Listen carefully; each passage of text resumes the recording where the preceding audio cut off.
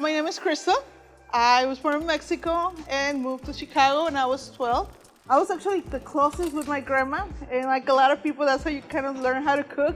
But I do remember that she used to pull a chair next to the stove, and she would kind of let me, stir whatever soup she was making. I started off as a prep cook, and I would go in and make, the lasagnas and chicken parms and pasta. I always smell like pasta. I get to play in a world full of guys. I'm always the pink coat in a table full of blue coats or white coats.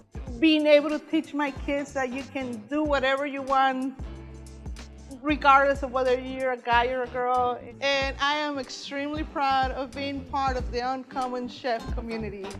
I am Crystal Romiro, and I am an Uncommon Chef.